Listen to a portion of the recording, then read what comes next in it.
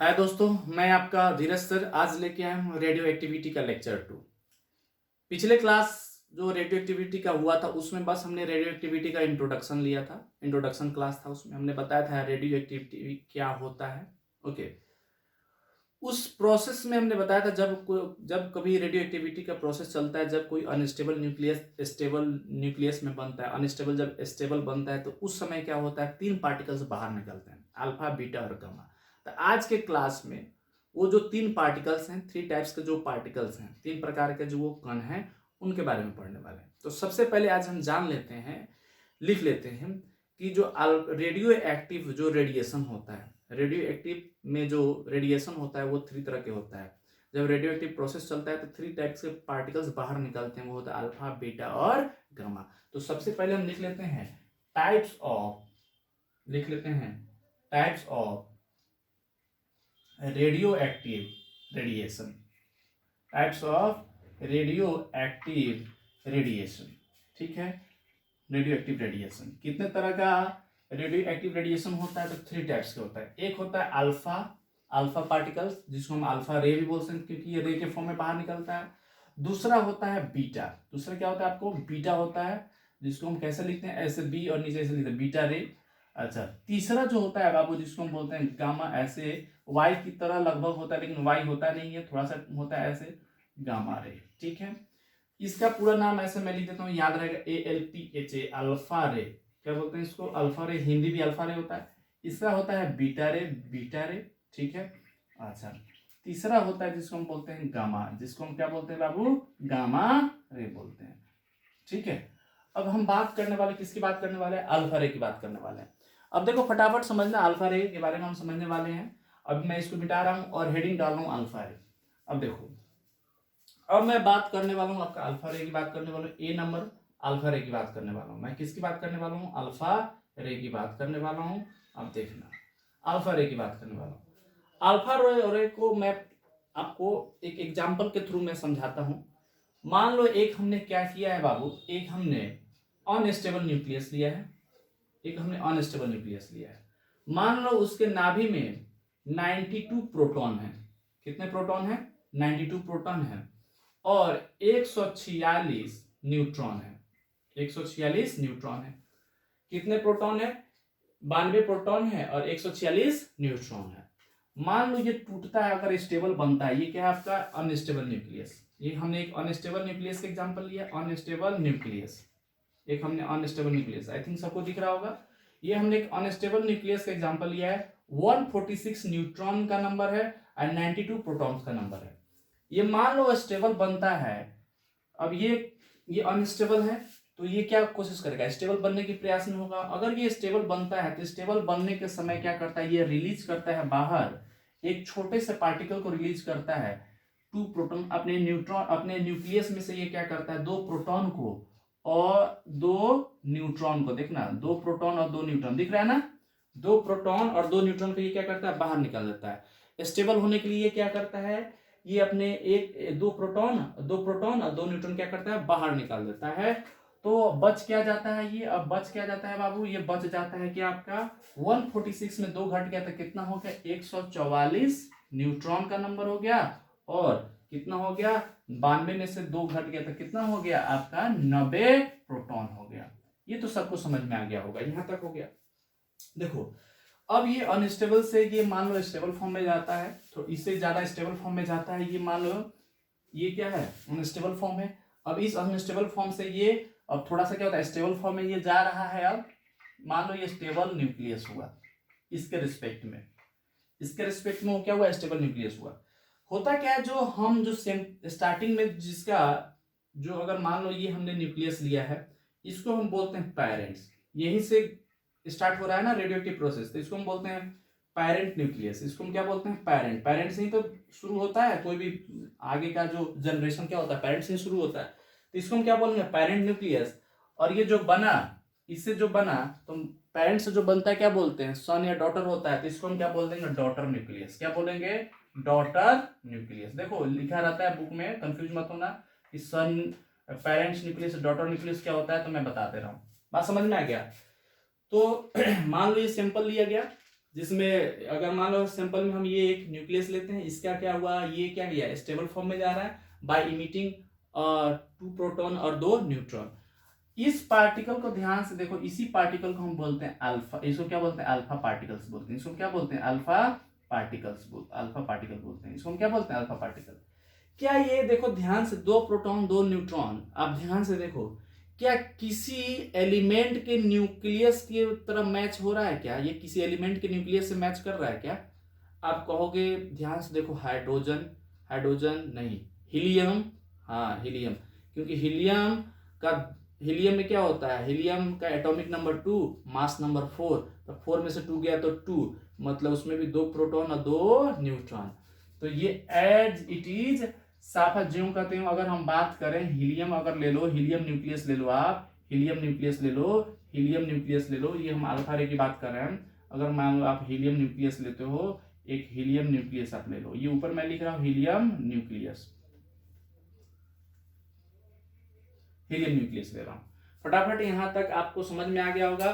अब देखो, अब आपको मैं एक हीलियम देखो हमने क्या किया, हीलियम न्यूक्लियस लिया आपको समझाने के लिए। हीलियम का ये बताओ, हीलियम का जेड कितना होता है, 2 होता है, और ए कितना होता है, 4 होता है। जेड का मतलब 2 प्रोटॉन, जेड का मतलब 2 प्रोटॉन।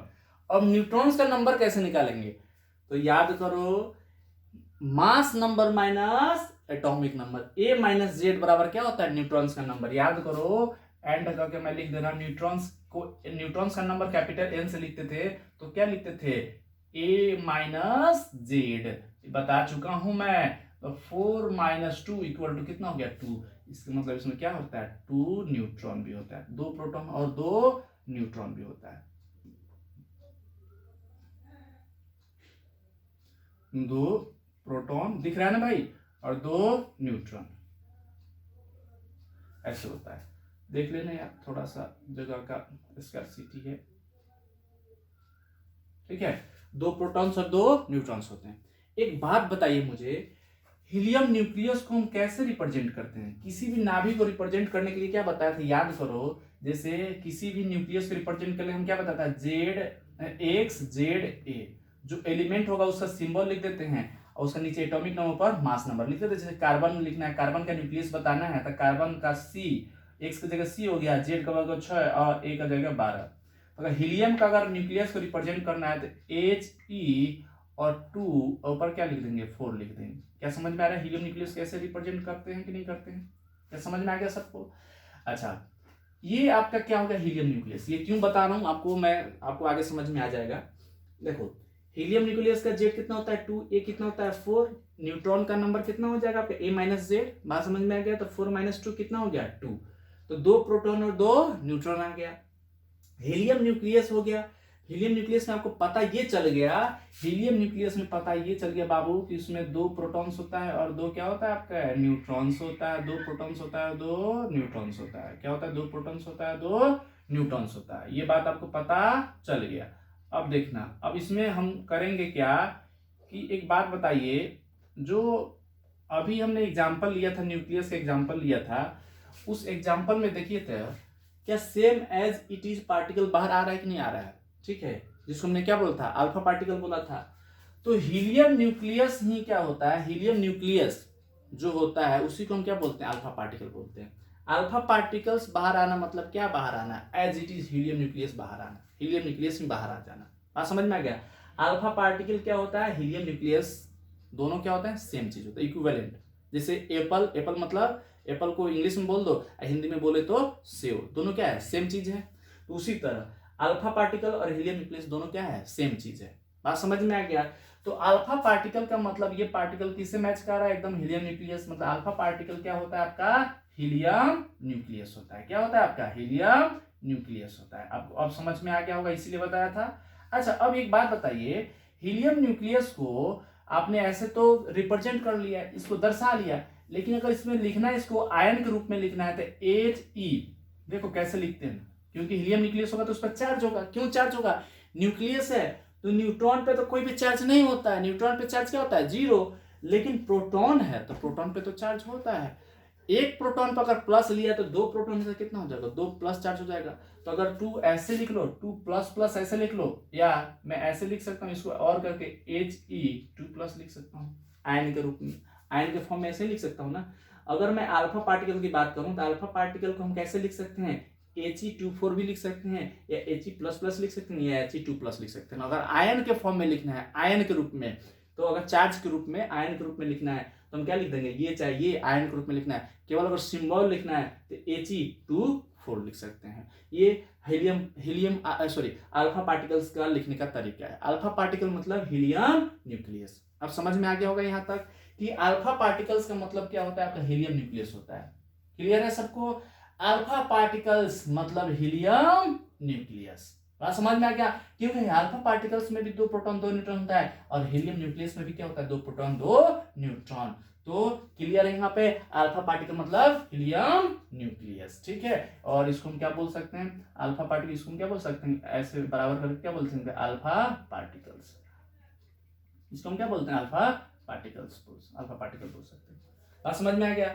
अच्छा, एक चीज और आपको यहाँ समझने वाली बात है, सबसे इंपॉर्टेंट चीज, ये पेरेंट और ये डॉटर। बात समझ में आ गया? पेरेंट मतलब जो अनस्टेबल, अनस्टेबल जो स्टेबल में बनता है, अनस्टेबल जो स्टेबल फॉर्म में जाता है, तो अनस्टेबल वाला को हम क्या बोलते हैं, पेरेंट, और जो स्टेबल फॉर्म में, इसके रिस्पेक्ट में स्टेबल फॉर्म में जाता है, उसको हम क्या बोलते हैं, डॉटर बोलते हैं। अगर यहाँ पे आप ध्यान से देखो, तो अगर देखो यहाँ पे, अगर मैं यहाँ पे लिखना चाहूँ तो जेड का वैल्यू कितना होगा, जेड मतलब एटॉमिक नंबर, एटॉमिक नंबर मतलब प्रोटॉन्स का नंबर, तो कितना हो जाएगा 92। अगर ए का मान बताऊं, ए का, ए क्या होता है, प्रोटॉन्स और न्यूट्रॉन्स का संख्या। तो दोनों को जोड़ो, 146 और 92 को जोड़ोगे, 6 2 8, 14 और 9 कितना हो जाएगा, 238। कितना हो जाएगा, 238 के लगभग हो जाएगा। आप समझ में आ गया? प्रोटॉन्स और न्यूट्रॉन्स की संख्या को जोड़ के क्या बनता है, ए बनता है।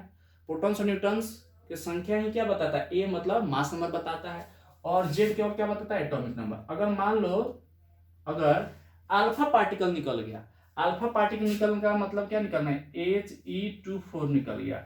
तो ध्यान से देखो, यहाँ अगर हम लिखते हैं, यहाँ पे हम क्या लिखते हैं, एटॉमिक नंबर और मास नंबर लिखते हैं। तो यहाँ पे जेड कितना हो जाएगा, आपका होगा सर जेड, इसमें अगर 2 प्रोटॉन निकल गया तो जेड कितना हो गया 90, और ए कितना हो गया, ए का मतलब प्रोटॉन न्यूट्रॉन का, 144 90 करोगे तो 234। कितना आ गया, 234।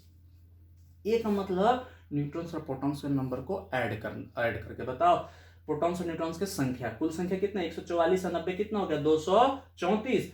केवल प्रोटॉन्स का नंबर ही वो क्या होता है, आपका एटॉमिक नंबर, तो जेड के बराबर होता है। तो यहाँ पर क्या है, जेड 90। अब ध्यान से देखो, आप देखो, जब अल्फा पार्टिकल निकलता है तो क्या फर्क पड़ता है न्यूक्लियस पे, जब अल्फा पार्टिकल निकलता है तो न्यूक्लियस पे क्या फर्क पड़ता है, उसके एटॉमिक नंबर 2 से घट जाता है। यहाँ 92 है तो यहाँ क्या हो गया, 90। अगर हम मास नंबर की बात करते हैं तो यहाँ 238 है, और यहाँ क्या है, 234। मतलब मास नंबर कितने से बदल जाएगा, 4 से, और एटॉमिक नंबर बदल जाएगा 2 से। देखो यहाँ 238 मास नंबर, यहाँ मास नंबर 234, 4 का अंतर है। तो मास नंबर चेंज बाई 4, मतलब mass number will decrease by 4 and atomic number will decrease by 2। Decrease मतलब क्या होता है, घटना, डिक्रीज मतलब घटना, इंक्रीज मतलब बढ़ना। तो क्या होगा, जब अल्फा पार्टिकल बाहर निकलेगा तो mass number decrease by 4 and atomic number decrease by 2। क्योंकि अल्फा पार्टिकल में क्या होता है, आपको पता है अल्फा पार्टिकल क्या, He2 होता है ना। अल्फा पार्टिकल क्या होता है, हीलियम He2 होता है। आपको पता है अल्फा पार्टिकल क्या होता है, हीलियम 2 तो आपको 24 का नीचे क्या होता है, आपका 2 है, ऊपर क्या है, 4 है। बात समझ में आ गया? तो ये सारा प्रोसेस आपका हमने समझा दिया। जब अल्फा पार्टिकल निकलेगा तो कितना एटॉमिक नंबर में चेंज होगा, कितना मास नंबर में चेंज होगा, अल्फा पार्टिकल्स का कितना होता है, एटॉमिक नंबर कितना होता है, मास नंबर, ये भी आपको हमने समझा दिया।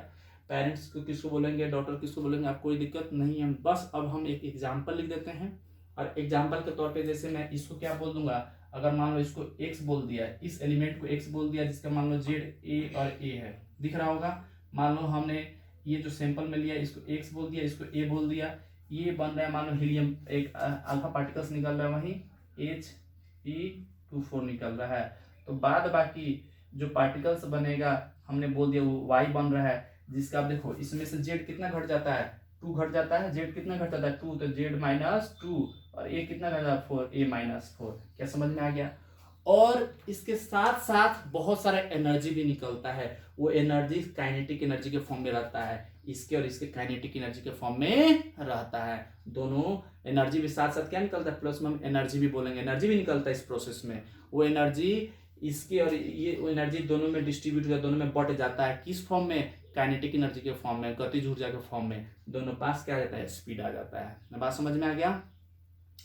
अब देखो वो एनर्जी आता है क्या, तो मास डिफेक्ट। याद करो आइंस्टीन का थ्योरी, याद करो मास डिफेक्ट के कारण। क्योंकि अगर देखा जाए तो इसका टोटल मास अगर आप देखोगे, इस यहाँ पे इसका टोटल मास देखोगे और इन दोनों का मास देखोगे तो इसका मास ज्यादा होगा, इसका मास क्या होगा, कुछ कम होगा, क्योंकि इसका कुछ मास एनर्जी के फॉर्म में कन्वर्ट हो जाएगा। तो साथ साथ कुछ एनर्जी भी आता हो तो एनर्जी को लिखने की आवश्यकता नहीं है, और एनर्जी डिस्ट्रीब्यूट हो जाता है इसके दोनों के काइनेटिक एनर्जी के रूप में। बात समझ में आ गया। बस यहाँ तक कॉपी करो, फटाफट कॉपी करो, उसके बाद हम आगे कुछ इसके प्रॉपर्टीज लिख देते हैं, आपको समझ में आ जाएगा। जल्दी कॉपी करो, इसको रोक के भाई जल्दी कॉपी करो,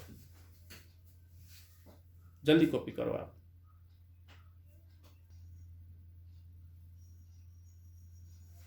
अब देखो भाई यहाँ पे हमने वही लिख दिया। अगर मान लो कोई एलिमेंट एक्स है, जेड ए, जो अनस्टेबल है, स्टेबल फॉर्म में जाता है, तो अल्फा पार्टिकल अगर निकालता है 2 और 4, तो उसका क्या होगा, 2 घट जाएगा, एटॉमिक नंबर मास घट जाएगा 4 से। ठीक है। अब एग्जांपल के तौर पे वही यूरेनियम 92 238 लिया था, जो पिछले एग्जांपल हमने जो लिया था उस पर सारा का सारा हमने आपको कहानी बताया, समझाया एक एक चीज। वो क्या था, यूरेनियम था, क्योंकि यूरेनियम का ही एटॉमिक नंबर 92 होता है और मास नंबर 238 होता है। अल्फा पार्टिकल निकाला तो क्या बन जाएगा, 92 एटॉमिक नंबर 92, मास नंबर 234, क्योंकि 4 क्या हो जाएगा, घट जाएगा, 238 माइनस 4 क्या होगा, 234, 92 माइनस 2 क्या हो जाएगा, 90। ये क्या होगा आपका, थोड़ी हम हो जाएगा। बात समझ में आ गया। अब कुछ पॉइंट लिख लेते हैं, 4 पॉइंट है, अभी 2 ही अपने पास आया है, 2 और मैं लिखता हूँ क्योंकि स्पेस नहीं था। फटाफट इसको पहले ये पॉइंट समझ लो, नोट। पहला पॉइंट, ये तो दोनों समझ में आ गया। पहला point, alpha particle is helium nucleus. क्या होता है अल्फा पार्टिकल, हीलियम न्यूक्लियस, ये मैंने पॉइंट के फॉर्म में लिखा दिया है, He2 4। ठीक है। अल्फा रे डेविएट्स इन, डेविएट, देखो अल्फा रे डेविएट्स का हिंदी होता है विक्षेपित। अब इसके साइड में ही हिंदी लिख देंगे कि हमको समझ में आएगा। Deviates in magnetic field and electric field. Magnetic field का मतलब होता है चुंबकीय क्षेत्र, और इलेक्ट्रिक फील्ड का मतलब विद्युत क्षेत्र। डेविएट का मतलब ये होता है कि मान लो अल्फा रे कहीं अगर मान लो किसी रास्ते से सीधा जा रहा है, डेविएट का मतलब होता है विक्षेपित, मतलब अपने प्रारंभिक मार्ग, मतलब अपनी प्रारंभिक रास्ता को छोड़ के किसी और रास्ते की तरफ मुड़ जाना। जैसे सीधा जा रहा है, मान लो ऐसे मुड़ जाए या ऐसे मुड़ जाए या ऐसे मुड़ जाए या ऐसे मुड़ जाए। बात समझ में आ गया। तो इसको क्या बोलते हैं, डेविएट्स का, डेविएट या विक्षेपित बोलते हैं। क्यों ऐसा होता है, क्योंकि अल्फा पार्टिकल्स क्या होते हैं, चार्ज पार्टिकल होते हैं, क्योंकि उन पे क्या होता है, चार्ज होता है। और जो कोई भी चार्ज अगर मैग्नेटिक फील्ड और इलेक्ट्रिक फील्ड में जाता है, प्रवेश करता है, तो क्या होता है, डेफिनेटली विक्षेपित होगा। तो इस पॉइंट से आपको ये पता चलता है कि अल्फा पार्टिकल क्या होते हैं, चार्ज पार्टिकल होते हैं और मोशन में होते हैं। बात समझ में आ गया। तो ये चीज याद रखना आगे, और ये जब पढ़ोगे, जब मैं इलेक्ट्रोस्टैटिक्स पढ़ाऊंगा तो और अच्छे समझ में आ जाएगा। अल्फा पार्टिकल क्यों डेविएट करता है, उसको विक्षेपित होने का कारण क्या है, क्योंकि अल्फा पार्टिकल्स क्या होते हैं, चार्ज होते हैं, क्योंकि हीलियम न्यूक्लियस के पास क्या होता है, चार्ज होता है। इसी कारण से वो मैग्नेटिक फील्ड और इलेक्ट्रिक फील्ड में क्या होते हैं, विक्षेपित होते हैं। आपको समझ में आ गया। अल्फा रे विक्षेपित होते हैं चुंबकीय क्षेत्र और विद्युत क्षेत्र में। बात समझ में आ गया। क्योंकि आप लिखना चाहते हो तो इसका नोट डाल के साइड में लिखना, क्योंकि क्या होता है, अल्फा कण क्या होते हैं आपके, उन पे क्या होता है, आवेश होता है, क्योंकि अल्फा कण के ऊपर क्या होता है, आवेश होता है। बात समझ में आ गया। अब दूसरा 2 पॉइंट और है। एक पॉइंट ये कि जब अल्फा पार्टिकल निकलेगा तो क्या होता है, एटॉमिक नंबर 2 से घट जाता है और मास नंबर 4 से घट जाता है, ये लिख लेते हैं। और चौथा पॉइंट होगा इसका जो होता है आयनीकरण जो क्षमता होता है, जिसको हम बोलते हैं आयोनाइजेशन कैपेबिलिटी, बहुत ही ज्यादा होता है, क्योंकि बड़ा साइज होता है और बड़ा साइज होने के कारण इसके पास स्पीड होता है, और इसके कारण क्या होता है, इसके पास बहुत ही ज्यादा मोमेंटम होता है। मोमेंटम मतलब रेखीय संवेग होता है। इस कारण से इसका आयोनाइजेशन कैपेसिटी क्या होता है, बहुत ही ज्यादा होता है। वो 2 पॉइंट लिख लेते हैं फटाफट बेटा के, जल्दी इसको कॉपी करो रोके, और नेक्स्ट 2 पॉइंट लिख लेते हैं। देखो भाई बी पॉइंट तक हो गया था, ये सी नेक्स्ट पॉइंट, और फिर ये डी। देखो सी पॉइंट में ये कहता है कि जब अल्फा इमिशन होता है, अल्फा का उत्सर्जन होता है, अल्फा कण का उत्सर्जन होता है, तो एटॉमिक नंबर डिक्रीज बाय 2, मतलब परमाणु संख्या 2 से कम हो जाता है, और मास नंबर मतलब द्रव्यमान संख्या 4 से कम हो जाता है। वहीं अल्फा कण उत्सर्जन के बाद परमाणु संख्या 2 से कम हो जाता है और द्रव्यमान संख्या 4 से कम हो जाता है। वहीं last point, alpha ray has high ionization capability, कहने का मतलब ये जो अल्फा कण होते हैं उनका आयनीकरण जो क्षमता होता है अत्यधिक होता है, बहुत ही ज्यादा होता है, अधिक होता है। बात समझ में आ गया? फटाफट यहाँ तक कॉपी कर लीजिए। नेक्स्ट हम बात करते हैं